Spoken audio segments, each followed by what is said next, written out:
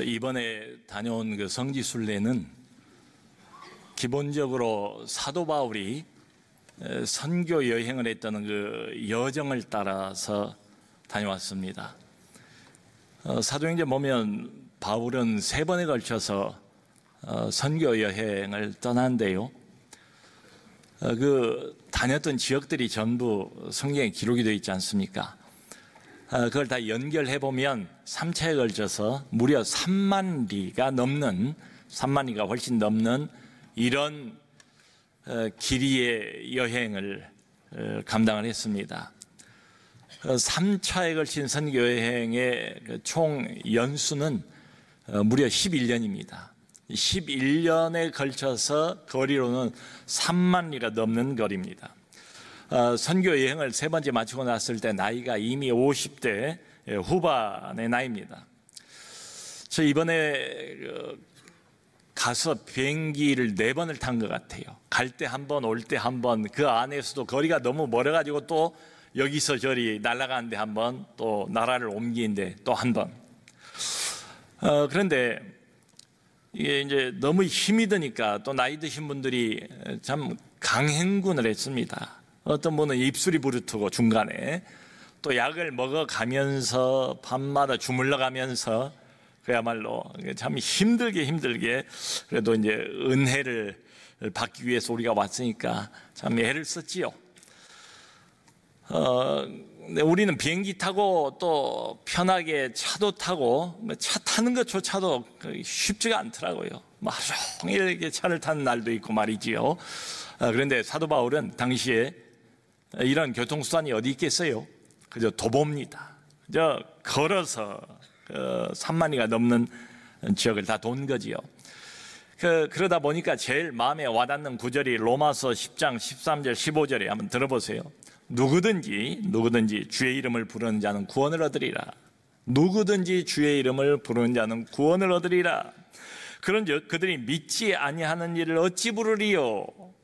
듣지도 못한 일을 어찌 믿으리요? 전파하는 자가 없이 어찌 들으리요? 보내심을 받지 아니하였으면 어찌 전파하리요? 기록된 바 아름답도다. 좋은 소식을 전하는 자들의 발이여 함과 같으니라. 하나님께서 보실 때는 이처럼 아름다운 발이 없대요.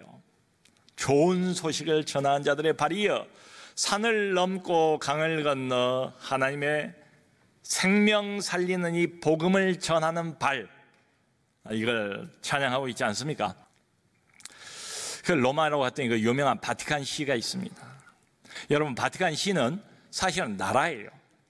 세계에서 가장 작은 최소 국가, 이 교황공화국입니다. 거기 가면 그 유명한 베드로 대성당이 있죠. 베드로 대성당을 짓는데 무려 150년이 걸렸습니다. 1세기 반을 걸려서 성당을 지었어요. 그야말로 장구한 세월이 걸렸지요. 그러니까 얼마나 그 건물이 대단하겠어요. 중세시대에 이 베드로 성당을 짓다가 재정이 부족하고 딸리니까 그 유명한 면죄부를 팔기 시작한 바로 그 성당이 베드로 성당입니다. 길이가 183m, 마을이 183m, 이게 한 200m, 한 건물이 200m가 된다고 생각을 해보세요. 높이가 138m, 폭이 71m, 세계 최대의 호화 성당 건축물입니다. 참 가보니까 아닌 게 아니라 웅장하더라고요. 한마디로 압도적이더라고요. 그날도 너무 많은 관광객들이 이렇게 몰리는데 그건 뭐 약과래요. 오늘은 적은 거라고 그러더라고요. 매년마다 이 바티칸을 찾는 관광객들이 온 세계에서 600만 명 이상이 온대요. 600만 명 이상이 바티칸으로 찾아온다. 이걸 보기 위해서 참 압도적인 대단한 건축물을 봤습니다. 근데 역시 거기도 감동은 없더라고요. 저는 개인적으로 감동이 없어요. 그것보다 훨씬 더 큰 감동은 같은 로마 시내 좀 변두리입니다. 바울이 2번째로 로마에 와서 죽기 전에 갇혔다는 감옥입니다. 마메르틴 감옥인데요. 마메르틴이라는 이름의 감옥이에요. 가보니까 2평 정도 될까요? 2평 남짓 된 지하 이런 동굴이에요. 돌로 된 동굴이에요. 지하를 파서 거기에 감옥을 만들었어요. 근데 그 인상적인 것은 그 감옥 옆에 석판이 붙어 있는데 석판에 그런 글귀가 쓰여져 있습니다. 여기서 9개월 동안 바울이 머물러 있었는데 그동안에 2명의 간수가 회심을 하고 세례를 받고 47명의 함께 있었던 죄수들이 모두 다 회심을 하고 세례를 받았다. 그러므로 여기는 더 이상 간수도 없고 죄수도 없다, 이런 소리죠. 그 장소가 참 와닿았습니다. 인상적이었습니다. 거기 한참을 머물렀어요. 몇 팀이 이제 너무 좁아가지고 한꺼번에 다 못 들어가니까 이 팀 들어갔다 나오면 저 팀이 들어가는데 계속 저는 거기에 머물러 있으면서 좀 오래 있고 싶더라고요. 신앙이란 무엇인가? 신앙이란 뭘까? 생각을 해봤지요. 여러분, 기독교가 박해를 받던 시대에 사도가 갇혀서 온갖 고생을 했던 지하 감옥이 여기 있습니다. 그리고 드디어 기독교가 이제는 국가 종교가 되었습니다. 국가의 모든 지원을 다 받고 온갖 물자와 온갖 기술을 총동원해서 거대한 우상 같은 성당 건물을 만들어 놓았어요. 이게 참 대조적이지 않습니까? 성도 여러분, 우리가 핍박을 받을 때는 겉으로 보면 어때요? 초라해 보이지 않겠어요? 연약해 보이지 않겠어요? 아무 힘도 없고 별 볼 일 없는 것처럼 보이지 않겠어요? 그런데 그때는 영성이 살아있어요. 겉으로는 그럴 줄 몰라도 신앙은 파릇파릇하게 살아있었어요. 그런데 드디어 300년쯤 지난 뒤에 핍박이 다 끝났습니다. 기독교가 로마 제국 전체의 국교가 됐습니다. 누구나 다 믿어야 돼요. 드디어 기독교가 힘을 얻고 행세를 하기 시작했습니다. 그러면서 교회와 성당 건물이 그 위용을 마음껏 자랑하기 시작했습니다. 그런데 그때부터 영성은 가물거리기 시작합니다. 신앙은 점점 희미해지기 시작합니다. 그러면서 치명적인 약점이 뭔가 하면 교회에서 하나님의 말씀이 사라져버리는 것입니다. 신앙이 점점 의식화가 되는 거지요. 신앙이 점점 형식화가 되는 거지요. 그래서 중세는 기독교 시대지만 천년 암흑 시대로 떨어져 버리고 마는 것이죠. 그러니까 하나님의 말씀이 우리 신앙의 중심에서 밀려나 버리는 겁니다. 예배를 해도 예배가 의식 중심이에요. 성찬 중심이에요. 지금도 그렇지만 가톨릭은 어떻습니까? 가장 중심에 뭐가 있습니까? 강대상 중심에 늘 성찬대가 있어요. 말씀을 전하는 강대상은 저쪽으로 밀려나 있습니다. 의식 중심, 성찬 중심, 그리고 집전하는 것도 라틴어예요. 여러분, 당시에 자기 모국어도 제대로 읽을 줄도 모르고 그리고 쓸 줄도 모르는 사람이 태반인데 이 라틴어를 어떻게 회중들이 이해를 한단 말입니까? 근데 고집스럽게 라틴어로만 집전을 했습니다.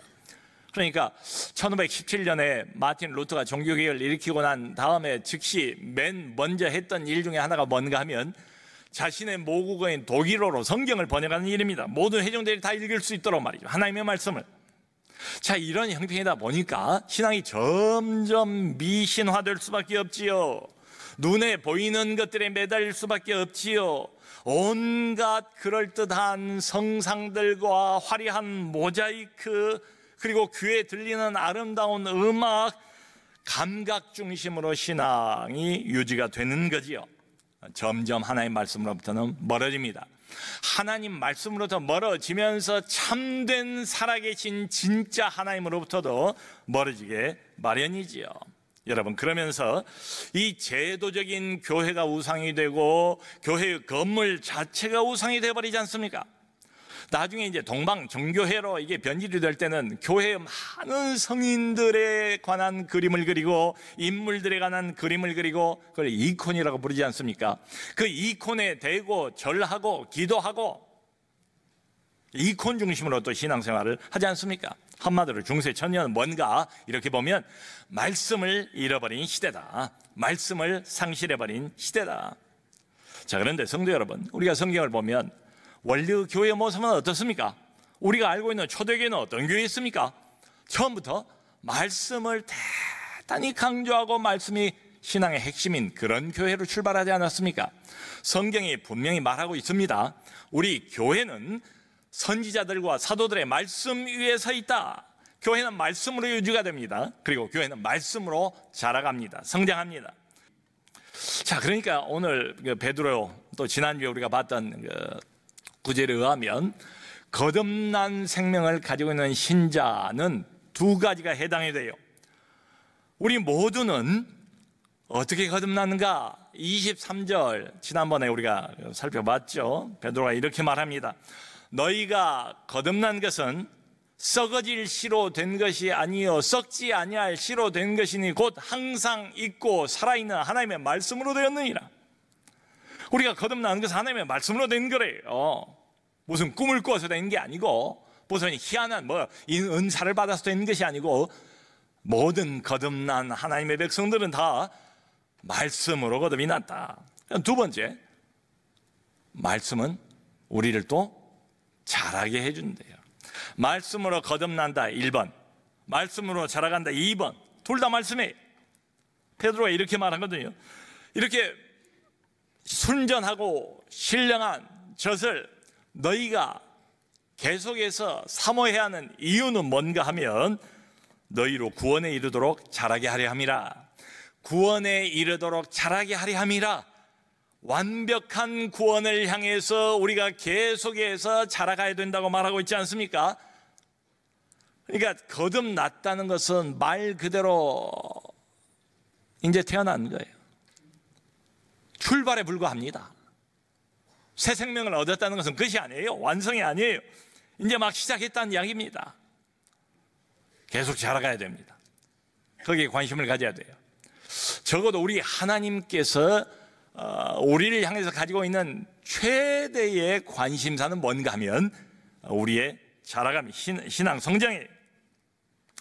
그런데 안타깝게도 신앙생활은 한다고 하면서도 전혀 자라가는 것처럼 보이지 않는 사람들이 있어요.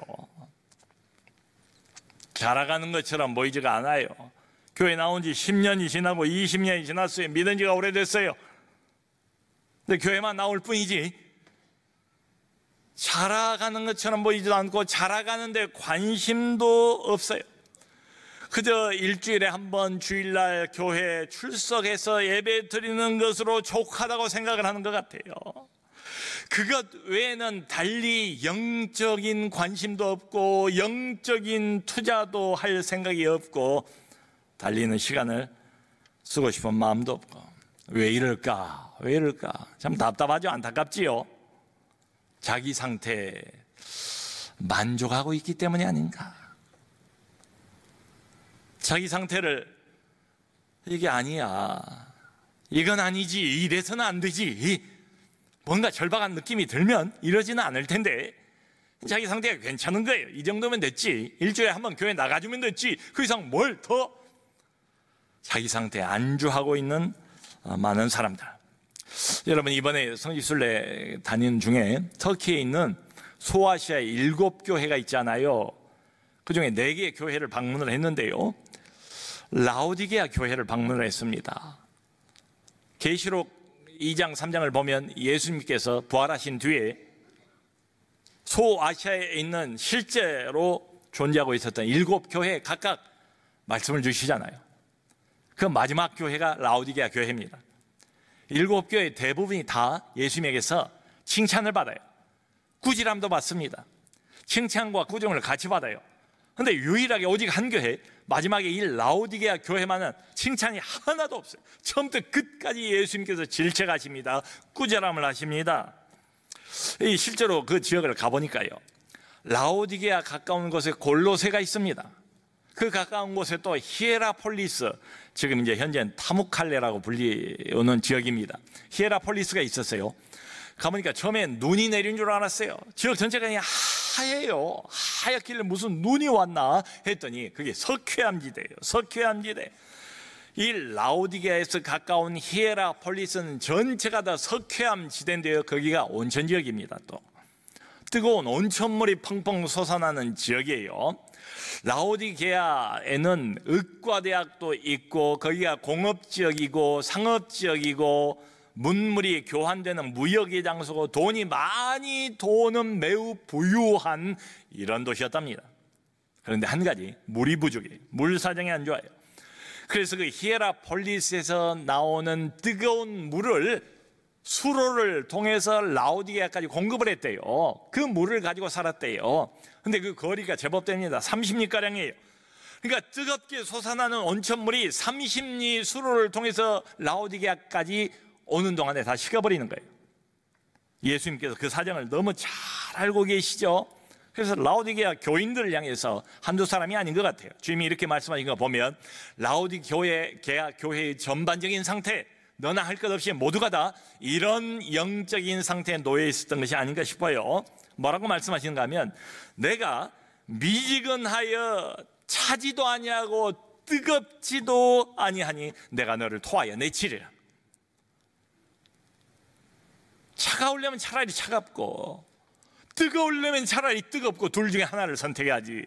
언제까지나 그렇게 미지근하게 뜨거운 것도 아니고 차가운 것도 아니고 믿는 것도 아니고 안 믿는 것도 아니고 엉거주춤한 이런 매우 불편한 자세로 신앙생활을 하고 있는가. 이제 이런 질책이지요. 토해내시라.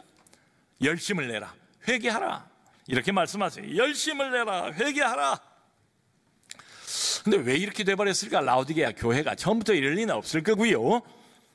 근데 이유가 분명히 있을 겁니다. 주님은 그 이유까지도 이렇게 지적을 하세요. 이 라오디게아 교회 교인들의 자기인식입니다. 자기 신앙을 어떻게 인식하고 있는가, 스스로 어떻게 평가하고 있는가. 어떻게 평가하냐면 주님이 이런 말씀하세요. 나는 부자라 부요하여 부족한 것이 없다. 이게 라오디게아 교인들의 자기인식이에요. 내 신앙이 어떤가, 내 영성 상태가 어떤가, 내 영적인 좌표가 어떤가. 나는 부자라 부요하여 부족한 것이 없다. 경제적으로도 넉넉하고 영적으로도 이 정도면 됐지, 하나님 섬기고 예수 이름 부르고 신앙 고백하고 그렇게 살면 되는 것이지 더 이상 뭘 어떻게 한단 말인가. 나는 부자라 부요하다. 아무것도 부족한 것이 없다. 부족한 것이 없다고 생각하는 사람이 아쉬울 게 없지요. 아쉬울 게 없는 사람이 하나님 앞에 절박하게 손을 내밀겠습니까? 그냥 거기에 주저앉기 마련이지요. 그런데 주님의 평가가 진짜 아닙니까? 주님이 나를 어떻게 보고 있는가, 내가 나를 어떻게 보고 있는가, 이게 신앙이 아니잖아요. 다른 사람이 나를 어떻게 보고 있는가, 이게 신앙이 아니잖아요. 하나님과 나와의 관계가 신앙의 관건 아닙니까? 신앙의 핵심 아닙니까? 그런데 주님이 어떻게 평가를 하시는가 하면, 너는 내 곤고한 것과 가련한 것과 가난한 것과 눈먼 것과 벌거벗은 것을 알지 못한도다. 매우 화려한 비싼 비단으로 몸을 감고 있어도 너는 곤고한 자요, 가련한 자요, 매우 가난한 자요, 눈먼 자요, 완전히 벌거벗은 자인 것을 너 스스로는 알지 못하고 있는도다. 그게 주님의 지적입니다. 주님의 평가예요. 여러분, 거듭난 생명이라고 그랬는데요, 모든 생명을 한번 생각해 보세요. 생명의 공통적인 특징이 뭡니까? 어떤 생명이든지 그게 진짜 생명이기만 하면 자라가게 돼 있습니다. 그러니까 거듭났다고 말은 하면서도 자라지 않는다, 도통. 그럼 둘 중에 하나밖에 없는 것 같아요. 사실은 생명이 없는 것일 수도 있습니다. 내가 스스로 거듭난 생명을 가지고 있다고 착각하고 있을 뿐이지 사실은 애당초 출발도 못하고 있는 상태일 수도 있습니다. 교회만 나왔다 뿐이지 새 생명이 없어요. 거듭나지 못했어요. 하나님을 알지 못해요. 하나님과 어떤 본격적이고 인격적인 관계를 맺지 못하고 있어요. 죽어 있단 말이죠. 내가 착각하고 있는 거죠. 새 생명을 가지고 있는 것처럼. 아니면 새 생명이 있기는 있는데 그 생명이 병든 생명이에요. 고장난 생명이에요. 문제가 있는 생명이에요. 여러분, 무슨 말입니까? 만일에 진짜 생명이고 건강한 생명이라면 반드시 자라가게 되어 있단 말이죠. 이 생명의 힘, 자라간 힘이 얼마나 대단합니까? 그러니까 이 베드로에 의하면 1절에서 여기 3절까지 대조적으로 이야기를 해요. 거듭난 신자가 해야 될 일이 있대요. 하나는 계속 버려야 돼요. 버려야 됩니다. 하나는 계속 붙잡아야 됩니다. 버려야 되는 건 뭔가 하면 1절에 나와 있어요. 거듭난 신자는 모든 악, 모든 거짓, 위선, 시기, 험담, 이거 다 버리래. 이거 훈련입니다. 자동적으로 안 돼요. 누가 대신해 주는 사람 없어요. 내가 해야 돼요. 계속 이쪽은 요 몇 가지는 버려나가야 해요. 그런데 반대로 대신 붙잡아야 하는 게 있대요. 아기가 젖을 찾는 것처럼 이 순결한 말씀, 이 신령한 말씀은 계속 내가 붙잡아요. 의지적으로 노력을 해야 돼. 하나는 버리고 하나는 붙잡고, 말하자면 자라가는 것은 공짜가 없다. 자라가는 게 얼마나 귀중합니까? 얼마나 중요합니까? 정말로 중요한 일은 대가를 지불해야 돼요. 노력해야 돼요. 자라기 위해서. 사랑하는 우리 성도님들 모두가 다 무엇보다도 1차적으로 말씀에 대한 거룩한 갈망이 있기를 원합니다. 은사를 가지고 있는데 만족하지 마시고, 한두 가지 봉사를 하는데 만족하지 마시고, 이런저런 타이틀을 얻은 것에 만족하지 마시고, 자라가는 일에 관심을 가져주세요. 자기가 자라가는 일에, 내 영혼이 자라가는 일에, 쑥쑥 뻗어가는 일에, 새싹이 나면 이파리가 점점 커지고 나중에는 꽃도 피우고 나중에는 열매를 풍성하게 맺는 일에 자라가는 일, 이 거룩한 갈망이 꼭 있길 바랍니다. 여기 베드로 사도가 3절에 이런 말도 해요.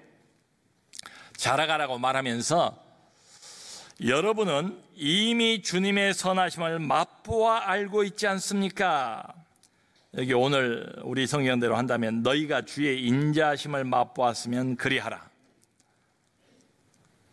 거룩한 갈망, 하나님 말씀에 대한 갈망, 순전하고 신령한 젖을 갈구하는 이런 마음, 그 젖을 먹고 마시면서 쑥쑥 자라가야 한대요. 그러면서 덧붙이는 말이 여러분은 이미 주님의 선하심을 맛보아 알고 있지 않습니까? 이 맛보아 안다는 표현이 대단히 중요해 보입니다. 특별히 하나님의 말씀하고 관련해서 여러분, 한마디로 이런 질문이에요. 하나님의 말씀을 지식으로 알고 있습니까? 이론으로 알고 있습니까? 신학으로 알고 있습니까? 아니면 맛보아 알고 있습니까? 그 소리입니다. 이게 달라요. 많이 달라요. 하나님의 말씀을 열심히 공부해서 차곡차곡 지식으로 이렇게 머릿속에 쌓아두는 것도, 그것도 필요해요. 중요합니다. 그런데 거기서 멈춰버리면, 난 배울 만큼 배우고 이것저것 성경 공부 다 내가 돌았고 나 다 섭렵했고 더 할 게 없어. 그러면 라오디게아 교인처럼 돼버리는 거예요. 더 할 게 없는데요. 부족한 게 없다는데요. 이미 부유하다고 말하는데요. 그저 머리에 지식적으로 몇 가지 하나님 말씀을 알고 있는 거하고 하나님 말씀을 경험적으로 아는 거하고 천양지 차이다. 맛보아 아는 것은 훨씬 다른 차원이다. 하나님의 말씀을 경험할 필요가 있습니다. 말씀을 경험적으로 알 필요가 있다, 이 말이에요. 고기도 먹어본 사람이 더 잘 먹는다는 말이 있지 않습니까? 하나님의 말씀도 지식이 아니라 심정적인 이해를 가지고 있는 사람, 심정적으로 하나님의 말씀이 어떤가 맛을 본 사람들은 더욱더 그 신령한 젖을 사모하게 되어 있습니다. 여러분, 저는 목회자지만 평생 지금도 해온 기도 제목이 딱 한 가지예요. 시편 119편 18절 말씀. 주여 내 눈을 열어서 주의 기이한 법을 보게 하여 주옵소서. 이 사람이 하나님의 말씀을 지식적으로 몰라서 이렇게 이 시인이 간구하는 거겠습니까? 당대 최고의 영감받은 선지자 아닙니까? 당대 최고의 신학자 아닙니까? 누구보다도 하나님의 말씀을 사모하는 사람 아니었습니까? 그런데도 하나님의 말씀을 대할 때마다 이 사람이 끊임없이 하나님 앞에 쉬지 않고 하루에는 기도는 뭐예요? 주여 내 눈을 여시고 내 귀를 열어서 하나님의 말씀을 보게 하여 주옵소서, 듣게 하여 주옵소서. 여러분, 하나님의 말씀은 말 그대로 하나님의 말씀이에요. 다른 차원의 경지가 있어요. 보아도 보지 못합니다. 하나님이 은혜 베푸시지 않으면 들어도 듣지가 못합니다. 매일 성경하는 것도 좋지만은 기계적으로 할 수도 있고, 성경은 본다고도 보지만 왜 이렇게 마음이 건조한지, 왜 마음에 아무것도 와닿지 않는지, 주여 내 눈을 열어서 말씀을 보게 하시고 주의 기이한 법을 맛보게 하여 주옵소서. 하나님의 말씀을 정확하게 깊이 있게 풍성하게 열어달라고, 깨닫게 해달라고, 맛보게 해달라고, 경험케 해달라고, 머리의 이해가 아니라 심정적인 이해를 달라고. 이게 없으면 하나님의 말씀은 종이 호랑이에요. 종이 껍데기예요. 우리 현실 생활에서 아무 도움도 아무런 힘도 발휘를 하지 못합니다. 사랑하는 성도 여러분, 그러므로 베드로 사도의 권면처럼 우리 거듭난 생명들이 자라기 위해서 필요한 것은 오직 하나밖에 없다. 하나님의 말씀이다. 신령한 젖, 순전한 젖, 이 하나님의 말씀을 사모하는 거룩한 갈망을 가지시기를 바라고, 이번 새학기에 그래서 이 말씀을 경험적으로 맛보시면서 이 말씀을 누리시면서 말씀 안에서 자라가는 우리 모두가 될 수 있기를 주님의 이름으로 축원합니다.